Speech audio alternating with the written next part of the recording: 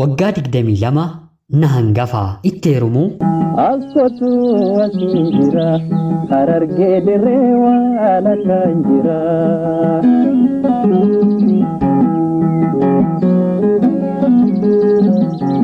ani maqaan kiyyaa Biliseen jedhama kanan dhaladheetti guddadhe Wallagga Bahaatti yeroo ta'u barnoota koollee kutaa 1 hanga 12tti xumureen ammaan kanatti yuunivarsiitii Rift Valley irraa baradhee eebbifameera. Maatiin koo ijoollee 3 kan qabaatan yeroo ta'u sadaffaa yookiin immoo dhumarrattis kan dhalate ana. Gara yuunivarsiitii mootummaatti galee barachuu kanan dhabees qabxii 3 dhabeeni. Haati kiyya giiftii manaa yeroo taatu abbaan kiyya immoo bulchiinsa magaalaa keessa hojjeta. Anaa fi obboloota koof hawwiin isaanii barnoota keenyatti cimnee bakka gaarii akka geenyudha. Obboloonni koo na hangafan lamaan akkuma fedha haadhaaf abbaa kootti yuunivarsiitii seenanii qabxii gaariitiin eebbifamaniiru. Anaaf garuu carraan kutaa 12ffaa waan naaf hin dhufneef naannooma keenyatti baradheen eebbifame. Yeroon kutaa 6 baradhurraatii kaasee dargaggoonni garaa garaan gaaffii jaalalaa hedduminaan naaf dhiyeessu. Na gaafatu naaf barreessuun alatti deebii garuu namni narraa argatee hin turre. Dargaggeessi maqaansaa Elli jedhamu ofii kutaa 9ffaa baratu anaa kutaa 7 yeroon baradhu gaaffii jaalalaa naaf dhiyeessee ture. Warri kaan har'a na gaafatanii torbee tokkoof deebii dhabanii yeroo deeman inni garuu guyyaa guyyaadhaan akka na jaallatu waraqata barreessee natti kenna. Anis hiriyoota koo waliin yeroon deemu akka inni waraqaa harka isaatti baatu waan hin beekuuf fagaadheen jalaa ukachuun fedha. Innis waan kana waan irratti beekuuf bakka hin jirutti garaa jabummaadhaan fidee natti kenna. Yaa Bilisee koo tole naan jedhii ana yoo ta'e jaalalli kee akka shiroo bishaatee abiddarraa danfaa jiru keessa kiyyatti danfeeraa jedhee natti dubbata. Baay'achuu gaaffii jaalalaa dargaggoota garaa garaarraan kan ka'e waraqata barreeffamee naaf kenname bakka tokkotti lookarii koo keessatti walitti qabeen taajjabbiidhaaf itti nan bohaaran ture. Miira kiyya baay'ee tuquu fi qalbii kiyya hatuun garuu kan akka xalayyaa Elli keessa kiyya booji'u hin turre. Yeroon xalayaa isaa bira ga'us walakkaa dubbiseen gara xalayaa gara biraatti darba. Haala kanaan miirri aan hin beekne miirri addaa ta'e tokko na keessatti uumamuu jalqabe. Qidaamee fi sanbatni dhufanii hanga dafinoo yookiin immoo hojjaa duraa yookiin immoo siniinni ga'utti baay'ee nariifadha. Sababiin isaa immoo dargaggeessa kana ijaan barbaadeen argeen waraqata inni natti kennus fudhadheen gara manaatti gala. Qabiyyeen barreeffama naaf barreessee homaa keessa kiyya hin ajaa'ibu. Jalqabuma har'as si haa ga'u nagaan koo onni irraa kan madde kanan si jaalladhu kanati garuu keessa kiyya hin beekne Biliseef jedhe yeroo qalbii na tuqu qaama kiyya guutuutu gubbaa hanga gajjallaatti na suruura. Askotu asira harargee dirree waan kan jira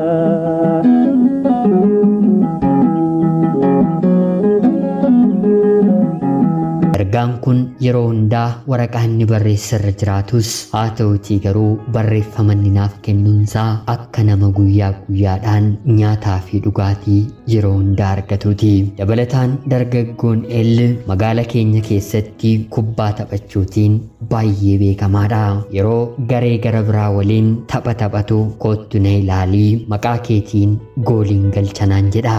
Ani yeroo argadhee bakka tapha isaanii deemuu baadhus haa ta'utii garuu ati haftus ani har'a maqaa keetiin goolii 2 siif galcheeraa jedhee barreeffamaan natti dubbata.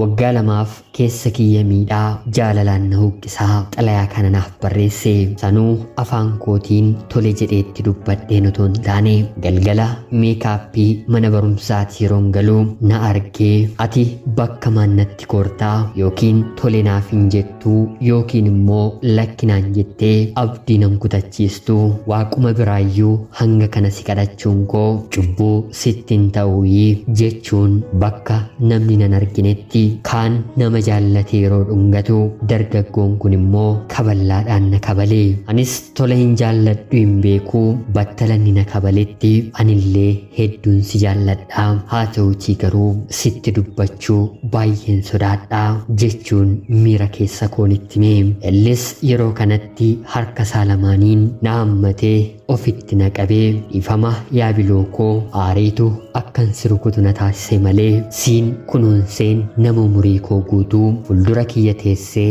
akka suuraatti si ilaaluu barbaadudha jechuun natti dubbate anis baga na rukuttee otoo ati na hin rukunne ta'ee silaa har'aanis akka keessi kiyya si fedhu sitti dubbachuu hin danda'u jedheen laakootti dubbadhe erga kanaa booddee yeroo jaalalaa maatii kiyya dhokseen dargaggeessa kana waliin wal arguun jalqabee umurii koo keessatti hanga har'aatti gammachuu guutuu argadheen yeroo nan itti jiraadhe kutaa 9-10 yeroon baradhu yeroon jaalalaan isa waliin kufaa jiru ture nagaa kan na gaafaturraatii kaasee tokko tokkoon jechoota inni natti dubbatu humna cimaa ana keessatti uumu innillee du'a yoo ta'e malee sirraa kan adda na baasu hin jiru naan jedha haala kanaan jireenya jaalalaa keessatti lamaan keenyu hidhamnee otoo jirru yeroon kutaa 11ffaa baradhu karaa maatii kiyyaa nama kanatti heerumi kan jedhu dirqiin naaf dhiyaata namni kunis nama biyya Ameerikaa jiraatu yeroo ta'u maatii fi abbaan koo mucaan sun ana barbaadee maatii keenyaaf fira ta'uu fedhuunsaa baay'ee isaanitti toleera guyyuu gaaffii kana naaf dhiyeessan ani hin barbaadu jedhee deebisus abbaan kiyya eenyu waliin akkan jiru durumaayyuu quba waan qabuuf mucaa kashlabbee bakkee keessaa kubbaayii taa'uluuf jettee nama kana obbira hin dabarsiinii booddee ni gaabbitaa jireenyi keenyis jireenyi kees fooyya'uu kan danda'u har'a yoo ta'u baate bor karaa nama kanaadhaa jechuun natti dubbate abbaa kiyyarra fedha kan qabu haadha kiyyaa ati nama kana of jalaa deebisiitii ani dhala koo siiniin jedhu jettee natti dubbatte yeroo kanatti gaaffiin karaa jaarsaa fedha kiyya malee ergame kuni sammuu kiyya baay'ee miidhe jaalalleen koo yuunivarsiitii barachuuf haramayaatti imalee ture kan nuti wal arginu bilbila qofaanii rakkoo na mudate yoon isatti hime maal akka dubbachuu danda'u waan hin beekuuf barumsa isaatti gufuu akka hin taaneef calluma jedheen rakkina kana maatii koo waliin qofaa kiyya wal mormuu filannoon godhadhe Askotu wasira hararge dirrewa alakanjira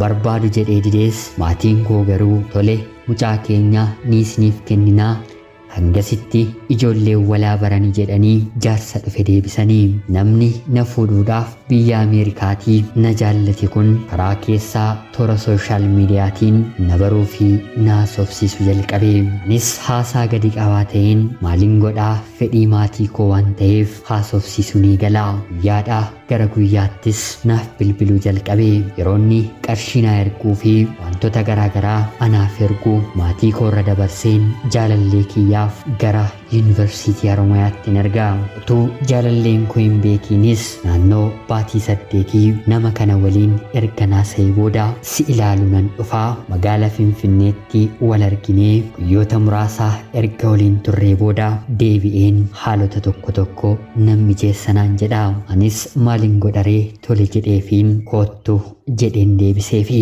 yeroo kanatti jaalalleen koo waggaa 1ffaa xumuree waggaa 2ffaadhaaf yuunivarsiitii deeme ammallee gochaani duuba isaatiin raawwachaa jiruuf gonkumaa quba hin qabu ni miidhama jedheen jaalala kiyyaa hir'isuuf fedhii godhadhus haa ta'uutii garuu isa caalaa kan miidhamu anadha jechaan kan hin dubbadhuun olitti baay'een isa jaalladha namni akkasaa jaalalaaf jiraatu lafa kanarraa kan jirus natti hin fakkaatu namichi diiyaasporaa ta'es na arguudhaaf magaalaa Finfinnee dhufe anis maatii kiyyatti meen magaalaa Finfinnee nan deeme akkuma na argeetti jilgeenfatee quba kiyya keessaa qubeelaa waadaa yookiin immoo piroomisii naaf kaa'e akka nama gammadeen hidhadhee otoo hin taane miira gaddaa sobaa fi haxxummaatu fuuldura kiyya dhufee sobeen kolfaa sobeen gammadaa harka nama kanarraan fudhee akka carraa ta'ee guyyaan sun dabalataan irree guyyaa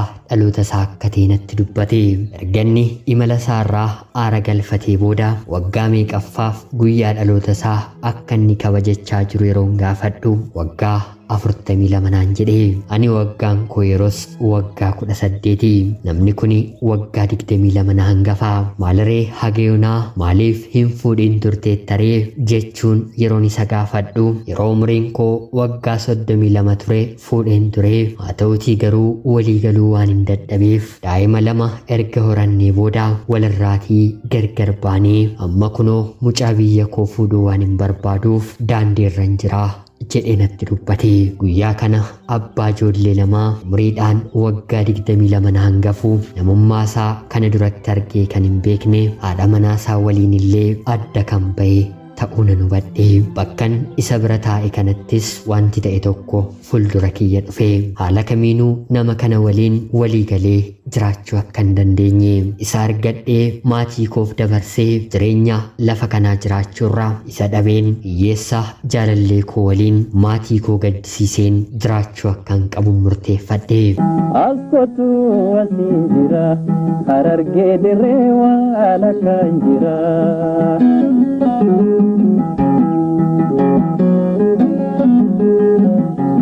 Battalumas suuraawwan garaagaraa waliin kaane yeroo galgalaa'uttis eessuma kiyyaaf dursee bilbiladheen jaarsa na fuudhuuf deemaa jiru kana sa'aatiin galgalaa'e waan jiruuf ammaan booda eessuma kiyya biran deemaa eessumni kiyya na eegaa jira jechuun ittiin himaa. Yeroo kana namni kun har'a guyyaa dhaloota koo ta'uu otoo beektuu akkam na dhiistee deemtaa ani si waliin kabajuuf biyya hambaatii imaleen dhufee jedhee natti dubbata. Har'a bakka barbaadde buliitii borga namaan wal argina jedheen jecha hamaa ta'e tokko iyyuu hin dubbatiin dhiiseen eessuma kiyya bira deeme. Battalan eessuma koo bira ga'us imimmaan lakkuu maddii irra gadi lolaaseen haatii fi abbaan koo nama kanatti heerumte malee jechuun na dirqisiisaa jiru. Namni kun nama Ameerikaa jiraatudha. Dhaladheen har'a isaa argeen dhufee wal bira bulla jennaan dideen si bira dhufee jechuun booyeen maatii koollee akkana dhiisaniif isan kadhadhee galgala sana haadhaaf abbaa kootti bilbilus haati kiyya isaanoo waliif ta'aniiru ati bakka gaarii jiraachaa jirtaa siin maaltu gidduu si galche jechuun bilbila irratti cufte. Yeroo kanattis eessumni koo anuma bira taa'ii an nan si barsiisaa fedhii kee malee eessayyuu hin deemtu jechuun humna naaf ta'e. Garaa kutadhee waan hin jiruuf qubeelaa naaf godhe sana harka kiyyarraa buuseen galgala hirriba malee bulee. Diyaaspooraan kunis si'a hedduu naaf bilbilee booddee irratti bilbila jalaa kaasuu didee jennaan barreeffamaan arraba hedduu natti dubbate. Anis akka isan barbaannee fi jireenya koo keessaa bahee jedheen barreeffamaan ergan ergee fi booda karaa waa hundaa bilookkiin isa godhe. Sababa kanaatti bara kana barnoota koo kutaa 12ffaa xumuruu ergan geetii addaan hin kute. Haatii fi abbaan koos na lolanii eessuma koo bira hanga gannaatti biran ture. Ganna booda erga fedhii isheen taaneetii maal goonaree jechuun abbaan kiyyaa ofitti na waame. Barnoota koo kutaa 12ffaas nan baradhe. Wantan keessa darbe hundumaas jaalallee kiyyatti nan hime. Innis baay'ee naaf gadde. Qofaa kee hamma kana rakkachuu hin qabdu natti himuu qabda jechuunis natti dheekkame. Haala kanaan otoo jirruu yeroonni barnoota isaa waggaa 4ffaa barachaa jiru jaalallee koof diiviin ni bahaa. Rabbi gargaaree piroosesii hundumaa xumuree gara biyya Ameerikaatti malaa. Anis barnoota koo yuunivarsiitii Riifti Vaaliirraa bara kana xumureen bara dhufuu kaasee isa bira deemeen jiraachuuf haal dureewwan kiyya xumuraan jira. Yoo Rabbi jedhees fulbaana ufutti yeroo gaa'ilaa keenyaa ni raawwannaa. Maatiin kiyya kaleessa jaalallee koo kashlabbee kubbaa taphattu jedhanii arrabsanis har'a garuu diyaaspooraa jedhanii kabajaniiru. Guyyaan jiraannaan Rabbi wanta namatti hin argisiisne hin qabu.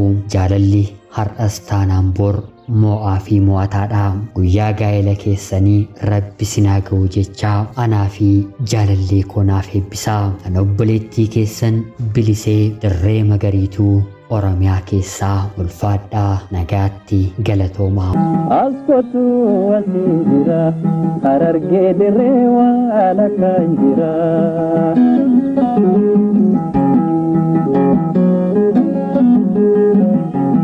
Yoyyaa shamaa akkam jirtu kabajamtootaa hordoftoota qophii Oromiyaa 24 nagaaf jaalallee tokkummaan bakka jirtan hundaatti hunda keessaniif yaa ta'u jecha guyyaa har'aallee xalayaa obboleettiin keenyi Biliseen as Oromiyaa keessaa nuuf ergite isiniif dubbiseen hin ka'a. Akka isin irraa barattaniif hubannoo cimaa irraa argattan homaa shakkii tokko illee hin qabu. Obboleettii keenya xalayaa bareedaa kana nuuf erguu keetiif guddaa galatoomsiin jecha kabajamtootaa hordoftoonni qophii Oromiyaa 24 ergaa keessan itti milkaa'ee guyyaa gaa'ela keessaniin isin haa ga'u ergaa jedhu komentii jalatti akka qoddanii fi kabajaan isin gaafachaa qophiin guyyaa har'aaf isiniif qabadheen dhiyaadhellee kanuma fakkaatti. Hagayoonaatti na dhaggeeffachaa kan turtaniitiif illee guddaa galatoomaa isiniin jecha laayikii fi sheer gochuun akka na deeggartan kabajaan isiniin gaafadha. Akkanumallee namoonni chaanalee keenyaaf haaraa taatan anaa dhufu kun Oromiyaa 24 guyyaa guyyaatiin xalayaa jaalalaa fi seenaa jireenyaa nama barsiisuu bashannansiisuu danda'u isiniif qabattee waan dhiyaattuuf isinillee subscribe gochuun maatii keenya erga taatanii booda xalayaa jaalalaa yookiin seenaa jireenyaa nama barsiisuu bashannansiisuu danda'u yoo qabaattan karaa telegiraamii karaa lakkoofsa bilbilaa kiyyaa duwwaa 937 naaf erguun irratti hirmaachuu dandeessu. Qopheessuuf qindeessuun isin waliin kanan ture ani gammachiista shoomeeti. Qophii gara biraatiin guyyaa boreen walitti deebinutti bakka jirtan maraan turtii gaarii isiniif hawwaa. Waraabulaa. Askootu asii jira Harargee dirree waan akka hin jira.